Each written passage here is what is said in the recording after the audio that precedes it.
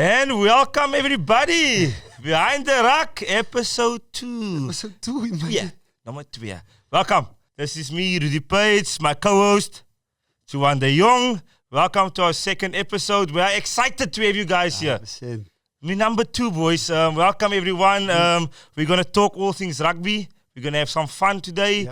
Yep. First of all, Juan, how are you doing? I'm all good, Rudy. Excited to number 2. Eh? Yeah. From 1 to 2, we said we're gonna get the ball rolling, but now we're pushing it down the It's hill. like ABCs. We gotta take it slowly. 1, 2, and then 3. Yes, but now we're at 2.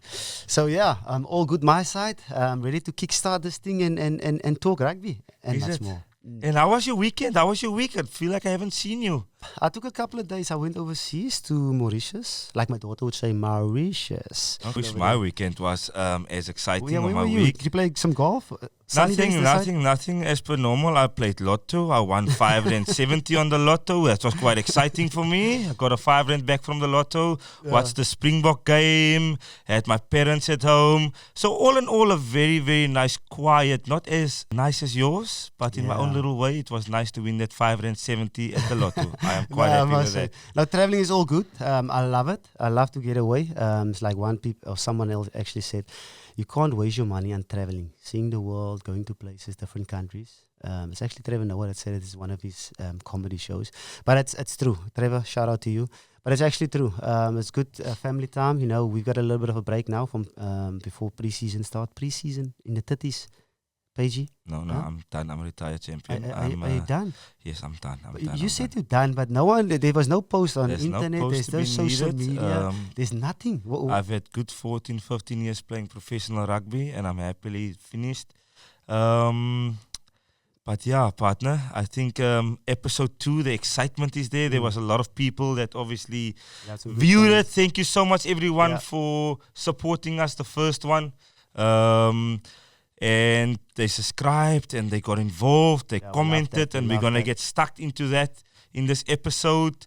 So how did you feel after our first episode? What was your personal view about everything that transpired in our last episode? Yeah, episode 1 was good, I must say. But yeah, for me it was good. We had some good feedback, especially, you know, we just want to share our views and share our experiences, and that's what we're here for, you know, and hopefully we can keep on doing that. I'm excited to get the ball rolling. I want to get to episode 200. I'm excited to talk about certain stuff as well today. Yeah, so episode 200, 300, a bit too far or what? Let's just focus on 2. Okay, let's focus on 2, yeah? Thank you, champion. Whatever's in front of us. So yeah, exciting times. So yeah, let's get And today we got a nice, exciting menu as well. We got, obviously, we have to speak about the All Blacks and Springbok game down in Auckland. If someone mentions that city's name, I get a bit of a Auckland. I get But yeah, we got to speak about that game. We got to speak about the upset in Sydney, the Pumas over Australia, and what Eddie's going through over there. Obviously, the Baby Box getting 3rd place, so we got to speak about that. And then we have very, very lucky viewers that we have Raymond Rhule today, all the way from France, 2-time European champion with La Rochelle. And doing phenomenal things there with that team and playing some fantastic rugby, Juan, eh? Yeah. Have you been watching them? No, I've been watching them. Some very good rugby. They got a nice little squad set up there as well. They got a good balanced, diverse team. But really excited to see to talk to Raymond Rhule a little bit, just to see what's happening inside the squad. How's his feeling? How's his celebrations? Obviously, we said last we've got Cheslin on the show, but unfortunately can't make it because of travel arrangements and family arrangements. So. Yeah, we would have liked to have Cheslin on just to chat about, you know, last weekend's game, especially that try, which I think was a try. Phenomenal try. The one that he didn't get. Yeah, they didn't get. But we'll dig deep into that just now. But just from later. Our side, hopefully we'll get him in the next couple of episodes if he's got free time. You know, I know he's a good stepper, but to step up podcast, it's Guinness Book of Record stuff. But Cheshi, we're waiting for you. Yeah, we're waiting for you. Waiting for you patiently, my brother, patiently. The main thing, partner, is always the main thing, eh? We are here to talk rugby. Yep. Right, and today, obviously, we had the game this weekend. All Black Springboks, big rivalry, big derby. 100%. The result didn't go our way, but obviously there's more to rugby than just the end result. Can you give me your views? What did you think? Paige, from my side, blown away. blown away what happened last week. I said the New Zealand team came out firing. I was expecting a massive battle, especially in that first quarter. And there's 50 minutes inside the rugby game that's very important. That's your first 20 minutes, the 10 minutes before half, the 10 minutes after half, and that last 10 minutes. The last 10 minutes is pretty much a bite the bullet type of vibe. But that first 20 minutes, they came out and they blew us off the park a little bit. Okay, they put us under pressure. I don't know if you feel what you feel about the breakdown was a bit scrappy for us. The set they won the set piece battle. We couldn't exit at all. And credit must go to their planning. Whoever the attack coach is that's analyzing this, their planning was incredible. How they analyzed us, because they know obviously we've got a rush defense. Yeah. Okay, and to beat the rush defense, they got a lot of like attacking kicks in our zone. Especially the first 20 minutes, they had front ball, they get lineouts, they get front ball, they get one setup, they play to Richie Mo'unga, he kicks a bomb and he isolates Valley. So those type of attacking kicks, even with cross kicks as well, put us under a lot of pressure.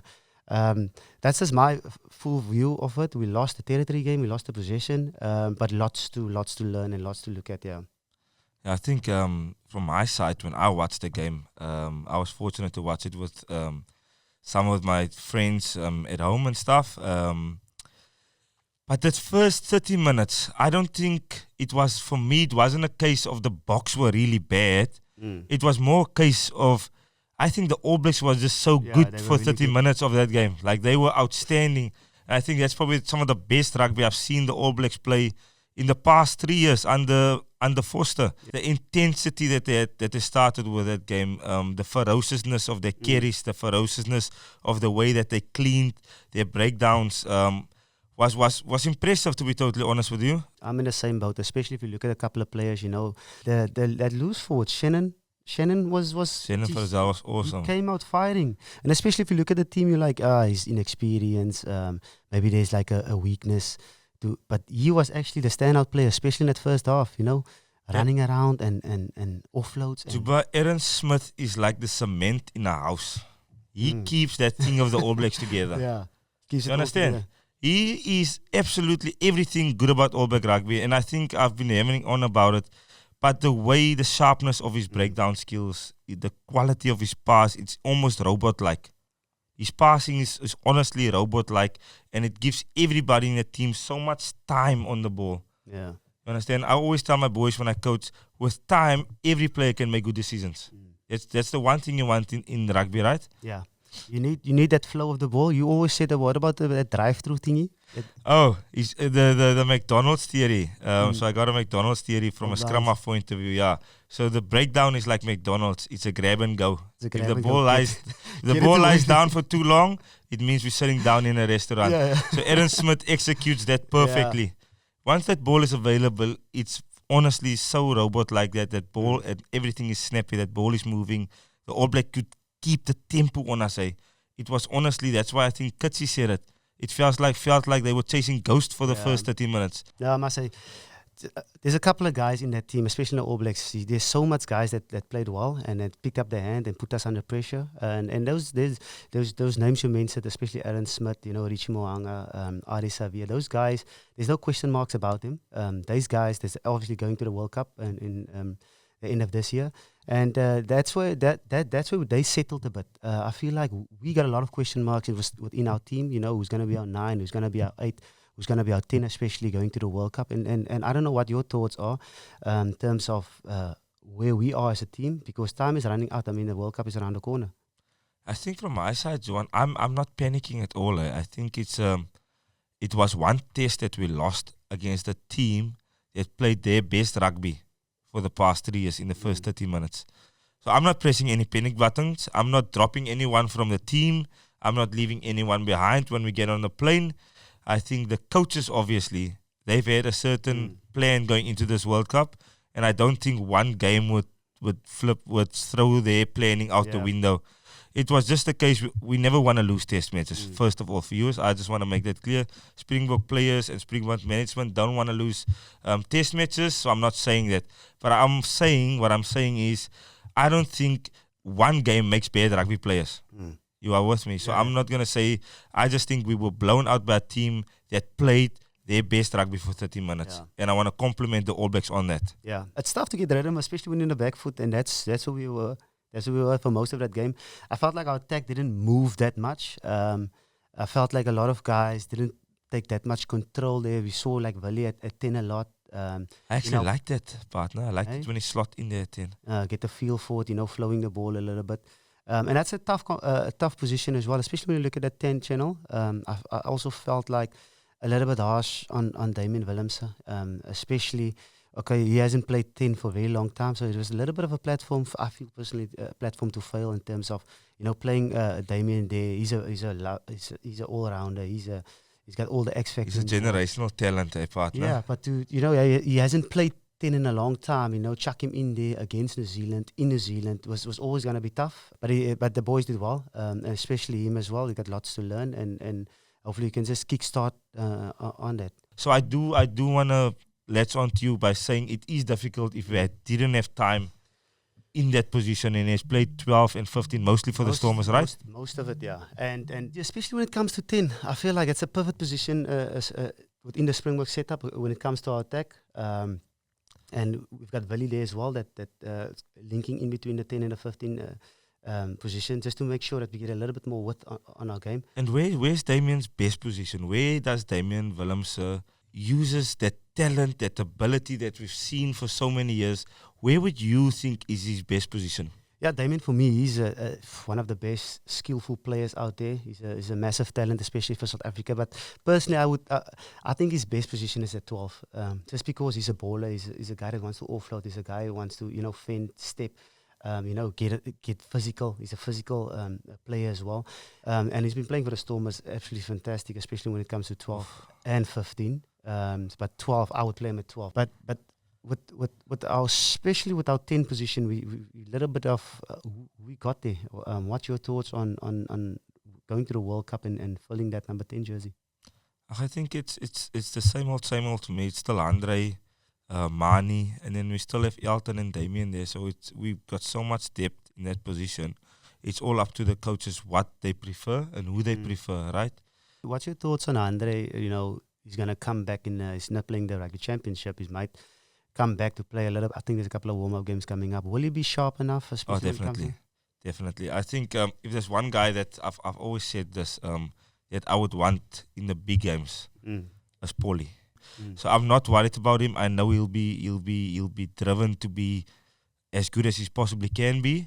So with his recovery, he must take his time. He must be 100% when he comes back. But for now, we gotta give a level of experience to the informed 10. And I think for now, it's Mani. I think you gotta throw him out there. Give him a little bit of experience. Give him reps. Give him as many reps as possible. Give him a little bit of experience, because when it comes to the number 10 jumper now, it is, I think Mani fills that spot with 100% agree with you. And you could also you still got Elton and them out there, waiting for his opportunities, and hopefully he'll get his opportunity as well. And he's a massive talent, what he's done for the Springboks throughout the years. But for me, as you can see against Australia as well, the balance between Mani and what Mani and Willie brought to the team, and especially in the backs, it was awesome to see. Just to get a little bit of what, working in together, not stepping on each other's toes, when Mani's on the floor a little bit, Willie stepping in and vice versa. And that will give us a good balance, getting the forwards on the front foot and creating that one-on-ones, because that's what the forwards actually want. They want that one-on-ones, they don't want that double hits. And that's a couple of positions we need to make sure that we fix as soon as possible when it comes to the World Cup. And then we also got the 9 position as well, with Faf injured. Hopefully it's not too long. Hopefully it's just a bump or a bruise or a it didn't look too good, eh? When you grab the knee like that, doesn't look too good. Hopefully it's not serious. Hopefully it's not like a grade 2 or 3, or maybe it's nothing. So we hope for the best and the speedy recovery to Faf, obviously, and hopefully we'll be back soon. But in that, I just sort of going back to touch on that game. There was a 30-minute period, Juan, where the Springbok had dominance and the momentum was definitely swinging our way. I thought it was 10 minutes before halftime. We got that penalty.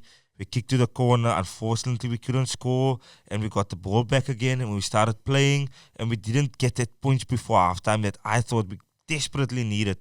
And then after halftime, it was all Springboks for 25 minutes. After halftime, we got back into the game. Our big boys started carrying again. We started getting advantage line. We started getting into our patterns of shape.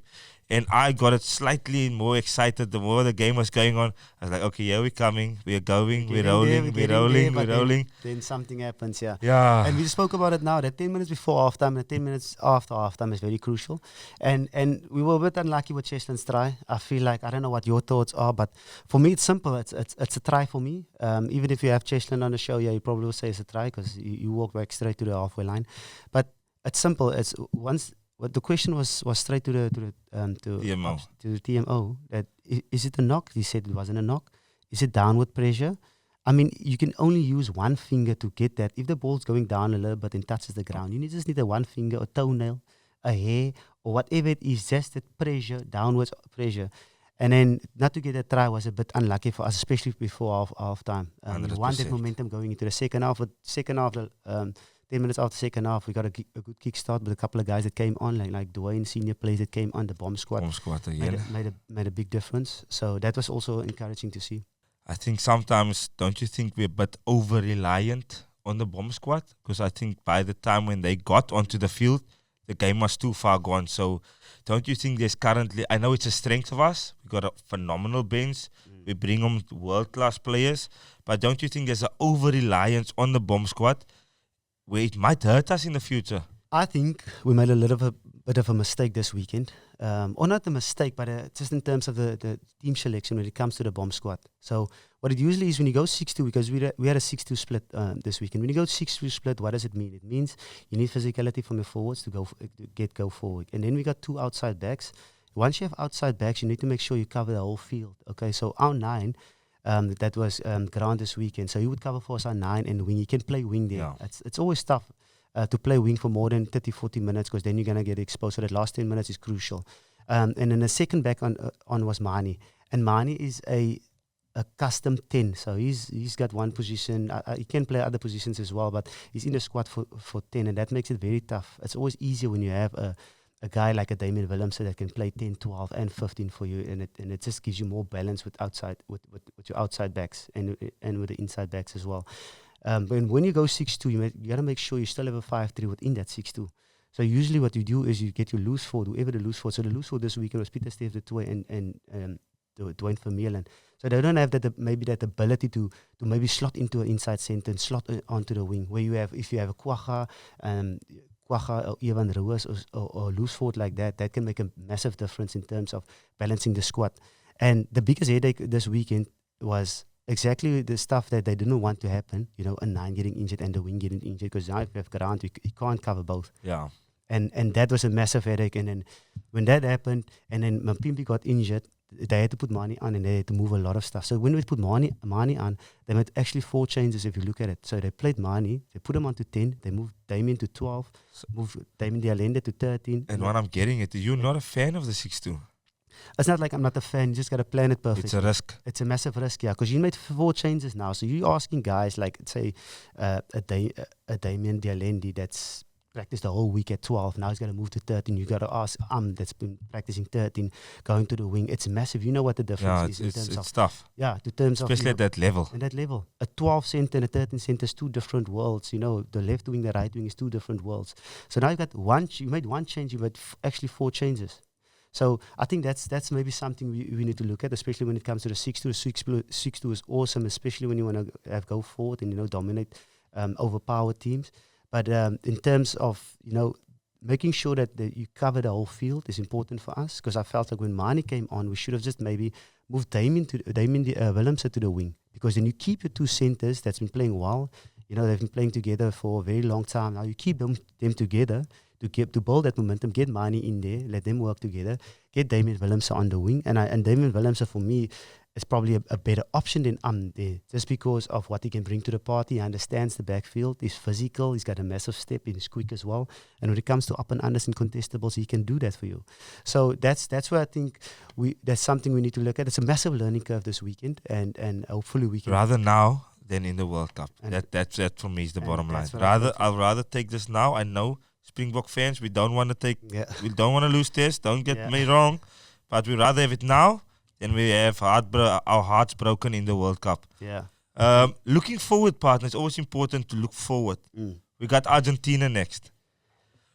What do you think? Are we going to do different from the Springbok side?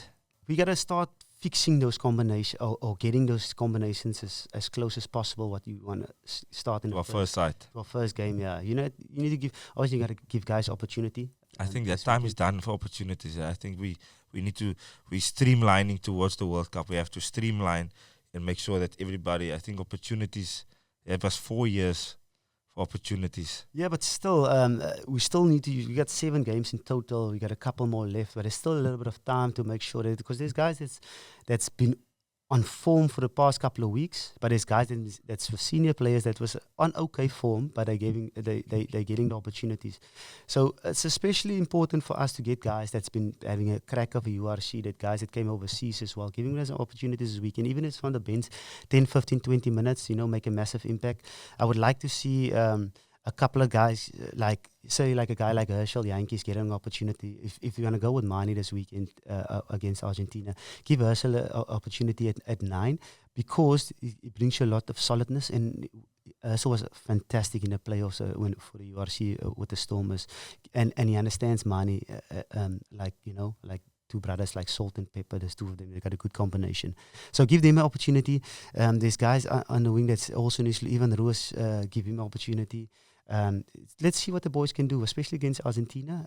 We know we had a final of the rugby championship last weekend, but now it's for the second spot. And I from my point of view, it's just you're going to play a game that's Argentina's going to come out fighting. They're coming off a massive high against Australia, but that game is going to be a crack of a game, especially for us. We need that. Yeah, I think looking back, 2015, we actually lost against Argentina going to the World Cup in Durban. So what are you saying? I'm saying it's going to be a very, very tough game. Argentina rugby obviously has improved a hell of a lot. Their discipline has gone down, which means they are more competitive in games. They're not giving any more yellow cards. They're not giving any silly penalties away. So from that point of view, it's going to be a very, very tough game for the Springboks to win. Obviously, luckily we're playing at home, but it's still going to be a tough test. And I'm just worried that if we giving opportunities to guys away and not picking our best side, that we're not getting that momentum and we're not getting rolling and we're not confident in our product. So I must say I'm slightly disagreeing with you on that point. I think we need to start selecting our best team, making sure that guys get ample amount of game time behind their back, so that once we hit that first game of World Cup, we are rugby ready. We are hardened soldiers. So that's my view. I like. It makes sense. Like I said, it's a pool of water, and like especially when you play New Zealand in New Zealand, it's intimidating. Especially the people, the haka. What's your thoughts on the haka? What you feel? What's I know for them it's a massive thing. It's very cultural and it gets them up. For me, when I didn't play against the All Blacks, I loved it. I loved the fascination around it. I like to see how the different teams react to it. I like to see what haka they were going to use. But when I was facing the haka as a 9, I wasn't sometimes generally too clued up in the haka. Because I was thinking about what the first kickoff are we receiving? Are we playing this way? This is my first line-out option. What tight head? Where's the tight head going to be after the first ruck? My first kick. This is my process.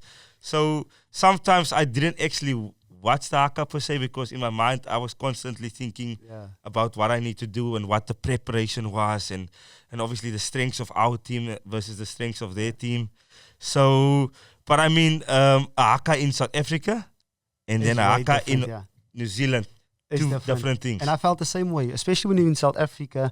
There's like, you see the haka, but you hear Shoza Loza, you hear people. Our crowd starts singing and stuff. Yes, you hear birds screaming, you hear a lot of stuff. And you're so focused on what's I'm ready, I'm ready to go. I've got to check the kickoff, I've got to check this. You're going to make sure things aren't strong because you're playing in front of 80,000 people. But the haka in New Zealand is something different. It's almost like they press the mute button in the stadium and they put the mic onto Aaron Smith or whoever leading the haka. Used to be back, it used to be TJ. TJ, yeah. It's funny enough that you mentioned TJ. You guys have been going head to head. I know Nines is always a little bit cheeky with the when it comes to chirping each other and No chirping, never ever. going There was ahead. never I'm been actually chirping. thinking of TJ Perenara. I've got a clip for you actually. Just quickly check here. I don't know if you've seen this. Shut the up, bro. I will deal with that, but then he decided by coming from the side. Yeah, but that's the first thing, bro. You gotta even it up, bro. It counts about 8-1 now. TJ, can you... Can you remember that? Eh? Yeah, I mean, there's no chirping. I see a lot of love there. A lot of love. I see two players appreciating the art of playing 9. Yeah, and I see. If someone tells me, I see two scrum halves complimenting the ref as per normal. nines are cheeky. Eh? If someone tells me to shut up, bro, it would have been a different story. How did you feel in? No, Were you a little nothing. scared, I honestly don't know what you're going on about. I just in that clip, my view, viewers, I see we appreciating the law of rugby as we should do. We appreciate the referee as every rugby player should do. So actually a very good complimentary clip. Thank you, Juan. Thank you. I must say I've got massive respect for TJ as well. You know, he's a brilliant player. Fantastic competitor. Work. Fantastic he's been competitor. leading the haka. Like for me, the best of the best that led the haka is got to be Periwipu. Periwipu was mean, eh? No, he was very, very good, eh? Yeah. Very good. But just going back to TJ quickly, partner, I want to compliment him. I see he signed with New Zealand Rugby again. Oh, I think it's fantastic that the legends and a lot of people, a lot of players play their rugby at home, and that's very, very good to see. Yeah, no, I've got massive respect for him. I must say, as a leader as well, I've stolen a lot of stuff from TJ. You know, learning a lot from him as a captain, and you know how he handles the referee. He's very honoured. He's honest. He's asking the right questions. The communication skills are on song. And with the refs, you just gotta be like open to listen and gotta ask a couple of questions. But yeah, I must say, TJ, what a player. It would be awesome to see him back into that. It will be even more awesome, TJ, to have you on our show. Yeah, so if you're looking, brother, we would love to have you on the show. Yeah, let's talk about the haka and his thoughts and that might be a good idea. Yeah. Thanks for bringing that up. I think we should look into that. Yeah. And then there was another upset, Subi, in Sydney. In Australia. Yes. The Pumas, Michael Pumas Cheika got one over Eddie. Yeah. I would love to be a little birdie or a little fly on the walls in Eddie Jones's meetings currently. Yeah, what do you think is going through the heads? What do you think about their rugby, the state of their rugby, and where they are as a group? Yeah, Eddie's going under massive pressure. Eh? He's got massive pressure on team. It's 2-0 and 2. 2 in a row, yeah. Yeah, 2 in a row, and it doesn't get easier because the next one is New Zealand. So yeah, Australia was beaten, but today Argentina, credit to them. They've played some very good rugby. Away from home, some good rugby. You can just see the passion within the players, you know, wanting to win, especially in the last 10 minutes. And that last 10 minutes was awesome to see. It's awesome to watch. They've on top of the Wallabies, and then the Wallabies got a runaway try with that. Who's that new guy on the wing? I don't know. I can't pronounce his name. I'm not gonna embarrass myself. But he actually had a very good game. He had a very good game. He had an awesome game. I know he plays for the Waratahs. Yeah, I've seen a lot of him as well. The game was seesaw, eh? It was one way Australia, the other way the Pumas. Then it was back to, I was like, what's going on? Someone's got to give, someone's got to dominate and take this game by the scruff. And it didn't happen. Yeah. But it was a good game to watch. And in the last minute, I think it was Coit Cooper or... Samu. I think it might have been Samu Karevi for that penalty. Silly. And it's silly. And that was the turning point.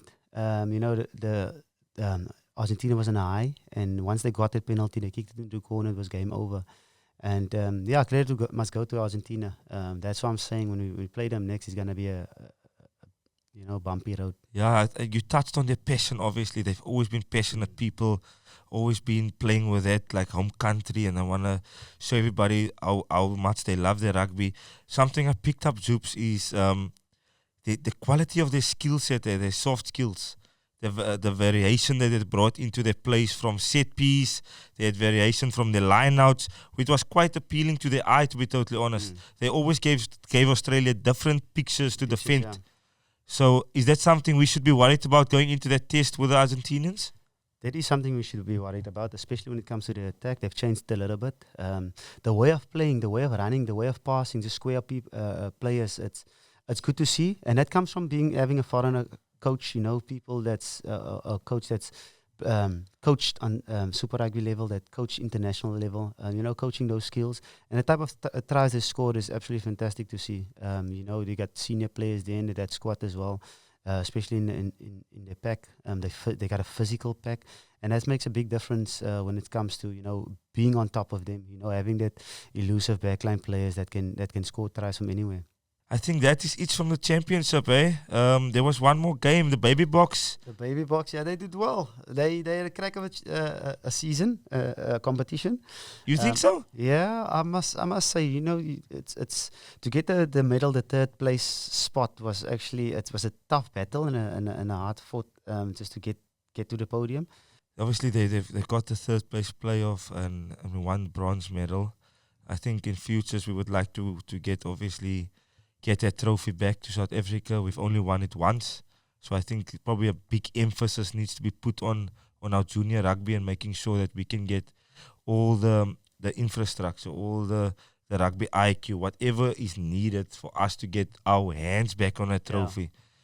Yeah. But hopefully we could see a lot of those guys playing senior rugby in the future. And I would love to see that, yeah. Opportunities in the URC, opportunities in the SS7s will boost them. There's a couple of guys that I think it might be playing next year as well. And and it was just sad to see a couple of boys that was on form that wasn't given or didn't make it because of injury. I would love to see Suleiman Hartzenberg, got an opportunity there and showcase his talent because he's been awesome for the Stormers. A lot of talent for South African rugby. So well done, Baby Boks, on the third place, and all the best for the future, guys. Still very young, so lots of rugby that you guys are still going to play in your lives, and all the best with that endeavors. And Mr. De Jongh up next. We got our guest today.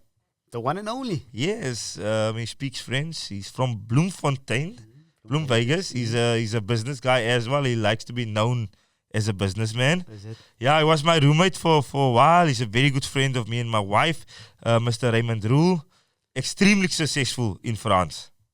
So we are fortunate and we're very lucky to have him today. Yeah, awesome to hear a couple of those stories. Especially with the celebrations and excited stuff. to hear the stories and It was some scenes. We need some meat on that bone. Yeah. He needs to inform us about what happens behind the scenes. So guys, up next we got the one and only Raymond Rhule. Is Coffee, it's him. Yeah. Two-time European champion. Two-time, back to back. It's so we're very fortunate that he's made some time to spend with us. Raymond, welcome to the show. Welcome to Behind the Ruck. We are obviously very, very excited to have you today.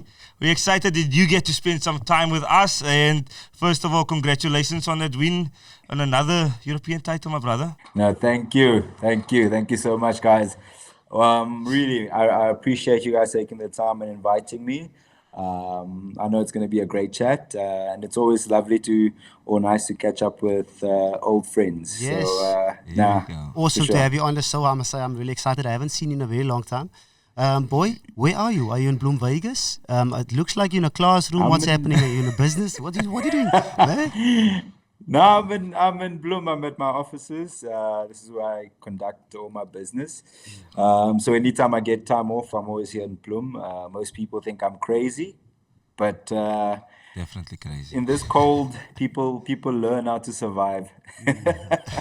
Yeah, man, Raymond, I think from the two of us, we spoke about it earlier today, how impressive it is to win 2 European championships. And I think Behind the Ruck and the two of us, we want to congratulate you, obviously. You probably had a lot of love the past few months. But from us as well, we want to say flippin' well done and congratulations. But we're more interested, my brother, we are more interested in the celebrations and what happened on that bus that you guys were on at the port down in La Rochelle. So give us a bit of insight in what your team celebrations look like. How long did it last for? What did you get up to? Did you lose a phone? Did you lose a car? What happened? Please. Yo, where do I start? I mean, okay, let me start from the previous celebration. I think everyone went overboard, winning it for the first time. You know, there were definitely a whole lot more stories, or I was involved in a whole lot more stories. But the second time, we were more calm about it because now it's more of a been there, done that type of situation. And quite a few guys, we were looking towards doing a double. So we knew that, yes, you could celebrate, but you had to be responsible in that aspect in order now to be in good shape for the playoffs in the top 14. So yes, there was a lot of celebrating. A lot of the new guys that have won it for the first time, they went all the way. But I think the experience that we gained from last year taught us that you've got to take everything in moderation, you know? Yeah, I must say, I must give credit that to do it back to back is very impressive. I tried it at the Curry Cup 2014, 2015, it didn't work. We lost in the URC this year as well, back to back, it didn't work. So it's quite tough, and especially with the World Cup coming up 2019, we won it. Can we do it in 2023? So back to back is tough. But the people actually want to know, where's that corner flag? Is it back in South Africa? You've been carrying that thing everywhere. Right? What's up with, why did you take it? What's the story behind the corner flag? What is so important about that corner flag? Hey man, the corner flag is in the corner in my garden. For me, basically, I watch a lot of shows like Vikings and all those things. And the fact is, when you go to war and you conquer and you win, you come back with a souvenir. That was my whole thing. And I mean, it's so you and Dylan. You win. You and Dylan are obviously the South African guys at La Rochelle, right? You took the corner post and Dylan gave away his medal. So I want to know what is happening down in La Rochelle with you, the two of you guys, decision making, one giving away It's a medal. It's a give and take. Huh? Is everything okay down there? You guys missing out chutney, missing out biltong? What's happening with the decision making? Look, I'd say we've learned to be ourselves, and it's a thing that people take for granted. I think because we live our lives a certain way, you always have to be disciplined and strict. You know, when you actually achieve something or get to some sort of a milestone, you know, it's time where you can be or let loose a little bit and enjoy it. Obviously, there's work that still comes after that, but it's honestly important to enjoy, and I think a lot of guys lose that along the way. And I think from me and from my perspective, I can't necessarily speak for Dylan. It's all about enjoying it. Work hard, but enjoy. You know. So hard work takes you places, I must say. Eh? Sometimes you gotta be the hardest workers in the room. But yeah, I must say the two of you have been awesome for La Rochelle. You've been doing some fantastic work. So I actually want to know. I don't know if Rudy agrees. He's knocking on the door for a World Cup spot, is he? Oh man, I wanted to know. I wanted to ask him about it. I mean, if I won back-to-back European champions, the first thing I would do when I get back to the change room is look at my phone. But has Rassie called me yet? Did I not save his number? What is happening? Is my data on? You understand? That's the first things I would do. Make sure that I don't miss that call from Rassie. Now I reckon Rassie blocked my number. Oh my goodness! No, I don't think so. I think Rassie sees everything, like a big brother. Rassie sees everything. Raymond is actually expecting Emmanuel Macron to email him. Now you need to elaborate. Like all the foreigners, they're asking for passports. I'm there. Right? All the foreigners are asking for passports. Did you see that? Do you also want a French passport, buddy?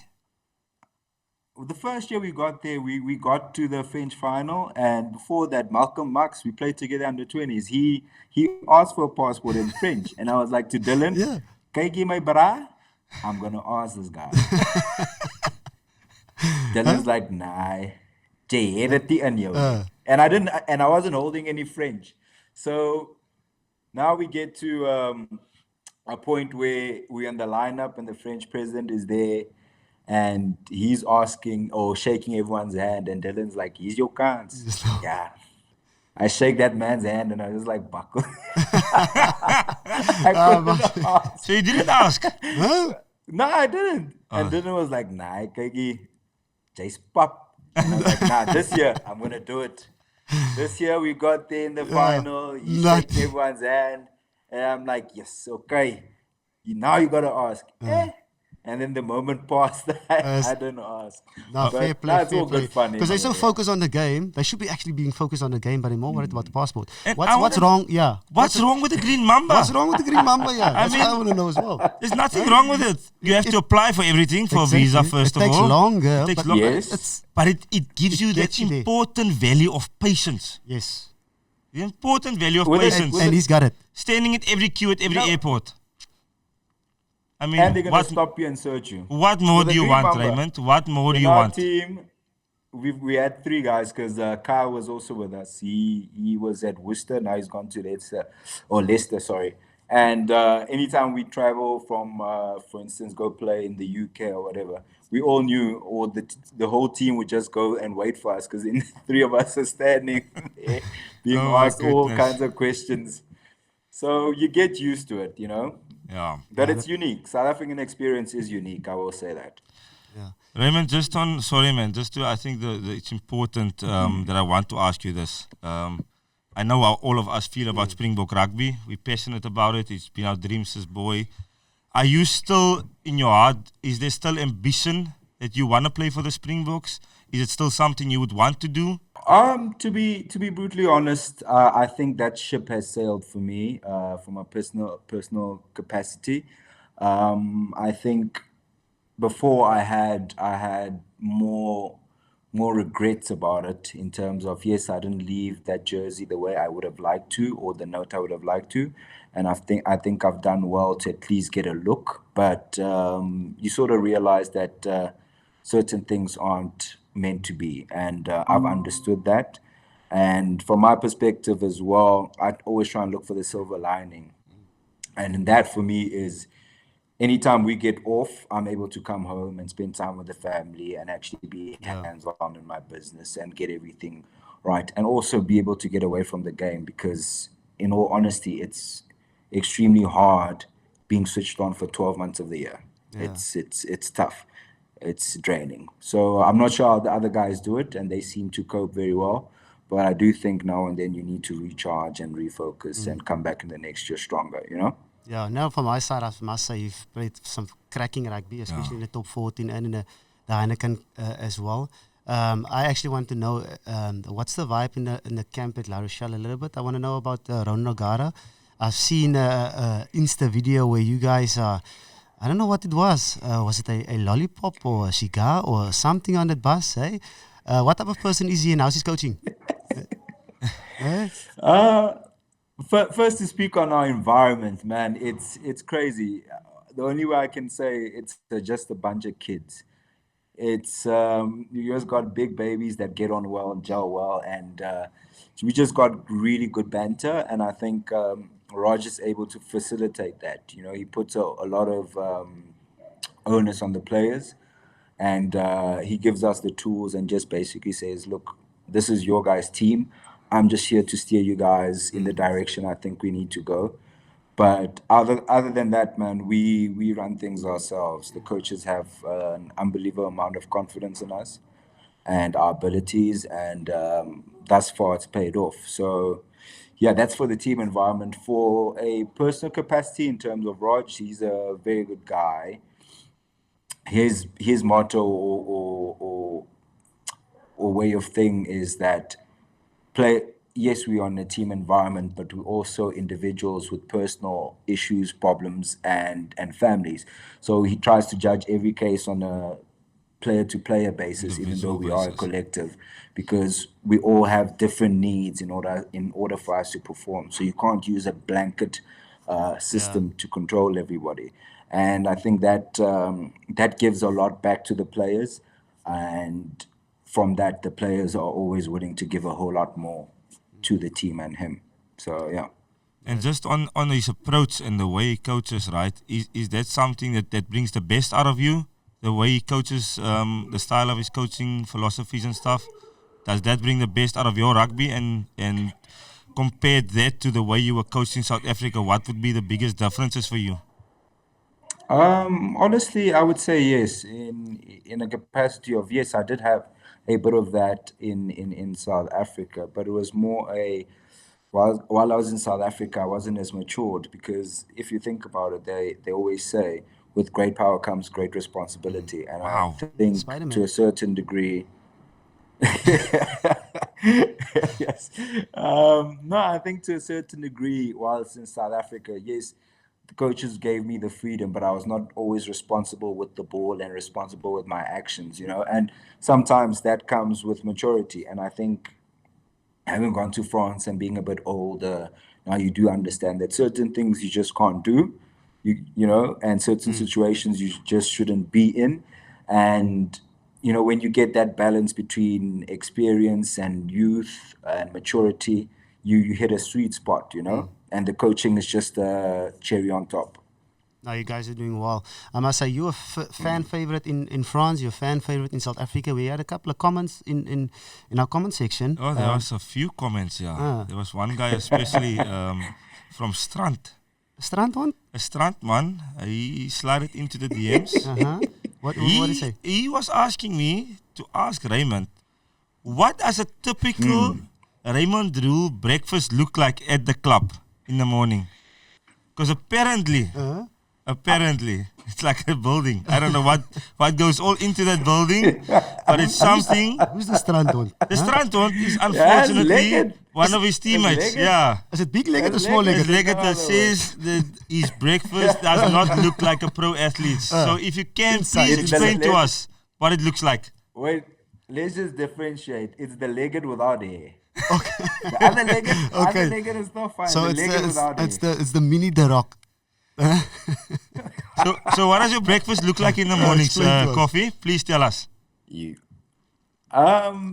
Look, when I wake up in the morning, I have a cup of coffee, and then I have a muesli and a bit of yogurt, just to put a base on it. And then after that, I have a nice little egg.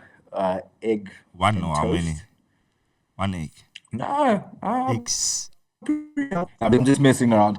Honestly speaking, I rarely eat, and when I do eat in the mornings, you put on half a loaf of bread there, and the French boys look at you and you just use butter.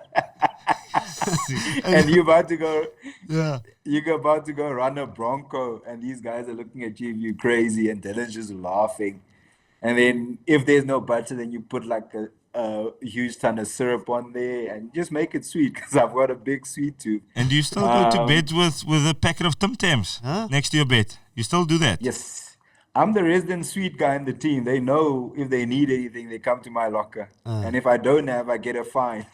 So you're saying that's the recipe for that six-pack you have, eh? I don't know. Should we try that? Juan, we were roommates, right? And wherever we stopped, let's say we traveled with a box from Perth to Auckland. As soon as we get to the room and he opens up his bag, it's just a bunch of sweets and chocolates that fall out. Gee, and I could never understand, right? For me, I struggle with my body partner. I honestly, I eat, I do everything, and somehow I can't even get a 2-pack. Then I look at him in the room. He's got a 6-pack, he looks good, but his diet is atrocious. No one should be following the diet. Look, man, I always say when people ask me that and make or want me to comment on my diet, I say, you can't put diesel in a petrol car. I'm a diesel car. I've got diesel. Some people are petrol, slow to move, but powerful. Ander ouens is, jy staat om net te gaan. Ek moet opwarm. 100%, yeah. If you look at Rudy, it's more like a Ferrari engine in a Datsun bakkie. That's what we are. I really disagree. Okay. I don't like that. But send us You're that that diet out. blueprint. We're going to take that out of the show. I don't like that. Rainy boy, just from Ek our moet sê, side. Datsun net 'n goeie service plan hoor. Yeah, it can move. Boy, just from our side, thank you very much. Episode 2, we're really excited just to kickstart the podcast, and you being on episode 2, it's just awesome for us, and we just want to say thank you for your time. Coming out here and sharing your story. Sharing your thoughts. That's what we're here for as well. So thank you very much for taking the time, and enjoy your holiday. Yeah, enjoy the family, buddy. Philip, thank you. It's time spent with loved ones is important. And all the best with your future in La Rochelle. I think my family and all of us from behind the ruck, every time you guys are on the TV, we will be cheering for you. We'll be making sure that you guys are playing good rugby. And make sure you put away those heroes so you can look after yourself after rugby. Okay? Okay. Okay? Very important. You gotta be smart. Yes, sir. Yes, uncle. You gotta be smart. Yes, But yeah. uncle. But All I the think best, yeah. for our kids, it's what you're doing, what you and guys are doing overseas is so important to see that success can be reached. And I want to thank you for that, man. Yeah. And have a lovely day, my friend. Thanks Have a for lovely joining day. us. Have a good preseason, my man. And next Thank year you, it's thank back you, boys. to back to back, like Jordan 96, 97. Yeah. Take care.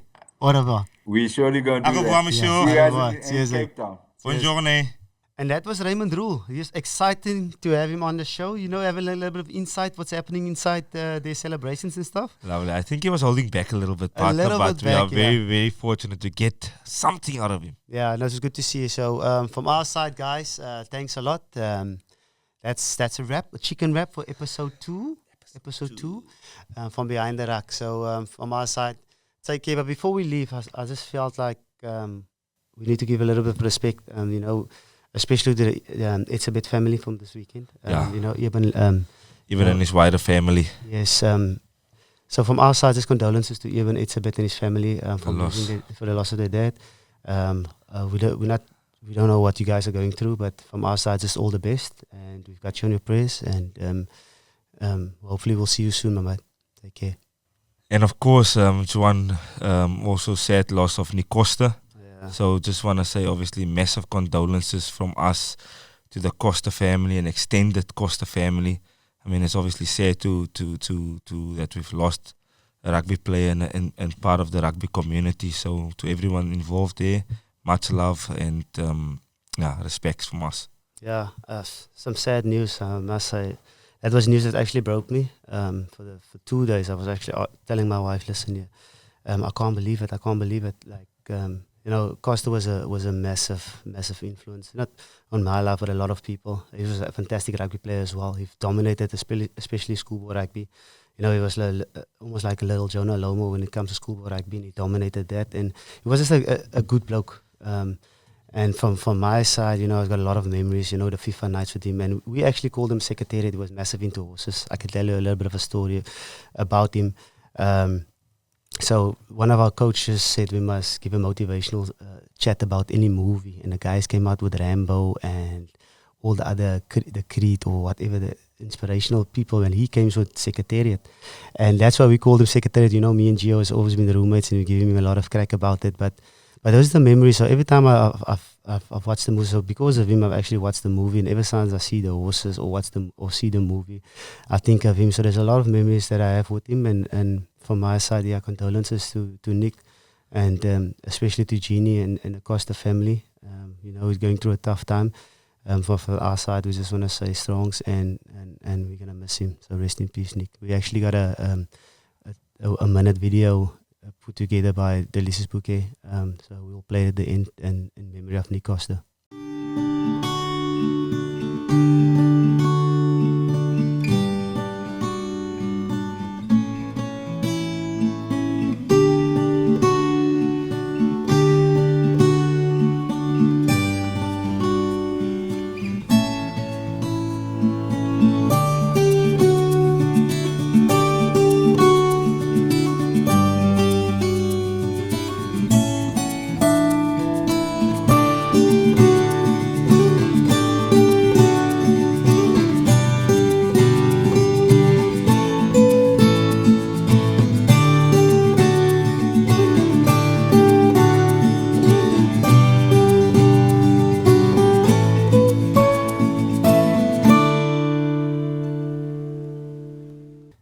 Your page, that last 2 photos actually hit home, especially with us being fathers. You know, he was a father of 2 as well. We're gonna miss him. He made a lot of impact in a lot of people's life, especially in mine as well. I've got lots of memories, and especially from Western Province Stormers and the Newlands faithful, to Jeannie, the Costa family. All the best during this part, and that's something that's gonna sting a little bit from my side. Juba, we've come to the end of episode 2. I thought that was an excellent show. Guys, if you like the show and you love the 2 of us, please do the right thing. Look at me, do the right thing. Click that button. Up here, click the button. subscribe to our show. We want to thank Delicious Bokeh for this awesome setup that we've got here, for the production, for spending the time and listening to the two of us. And I am Rudy Paige. I'm Juan de Jongh. And the rak is cleared. Take care.